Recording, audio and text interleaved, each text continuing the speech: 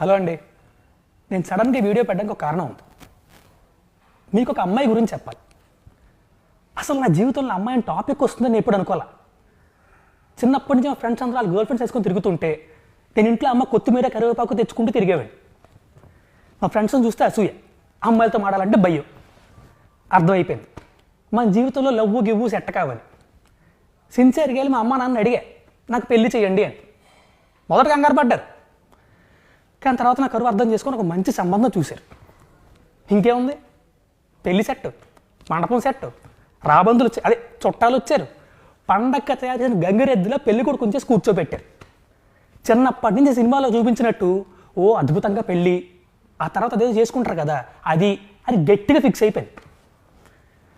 మండపంకి తీసుకెళ్లారు, పీటల మీద కూర్చోబెట్టారు. పంతులు పెళ్లి కూతురుని తీసుకురామ్మా అన్నాడు. వాళ్ళ చెల్లెళ్ళి ఒక ఉత్తరం పట్టుకొచ్చింది. అది చిచి నా నోటితో నేను చెప్పలేను, మీకు అర్థమే ఉంటుంది కదా. మొగుడు పోయి మొండేడుస్తుంటే రంకు మూడిసి రాయిసిరినట్టు ఈ చుట్టాలందరూ వచ్చి ఎదవ శార్కాశములు ఎటకారంలో సచ్చిన పోని ఇంకెంతసేపు చంపుతారండి. చేస్తా ఎదవలు వాళ్ళని కాదు దాన్ని అనాలి.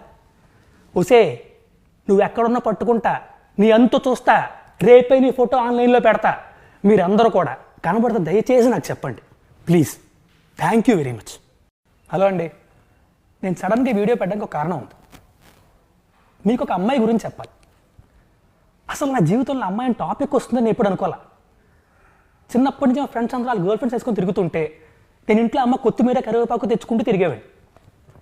మా ఫ్రెండ్స్ని చూస్తే అసూయ, అమ్మాయిలతో మాడాలంటే భయం. అర్థమైపోయింది మన జీవితంలో లవ్వు గివ్వు సెట్ కావాలి. సిన్సియర్గా వెళ్ళి మా అమ్మ నాన్న అడిగా నాకు పెళ్లి చేయండి అని. మొదట కంగారు పడ్డారు, కానీ తర్వాత నా కరువు అర్థం చేసుకొని ఒక మంచి సంబంధం చూశారు. ఇంకేముంది, పెళ్లి సెట్, మండపం సెట్, రాబందులు అదే చుట్టాలు వచ్చారు. పండక్క తయారు చేసిన గంగిరెద్దులో పెళ్లి కొడుకు కొంచెం కూర్చోబెట్టారు.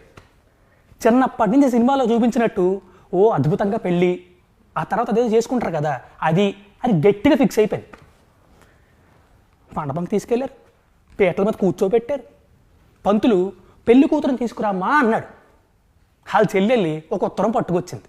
అది చిచి నా నోటితో నేను చెప్పలేను, మీకు అర్థమే ఉంటుంది కదా.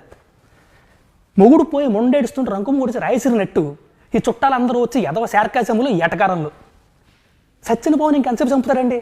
చేస్తా ఎదవలు వాళ్ళని కాదు దాన్ని అనాలి. ఒసే నువ్వు ఎక్కడున్నా పట్టుకుంటా, నీ అంతు చూస్తా, రేపే నీ ఫోటో ఆన్లైన్లో పెడతా.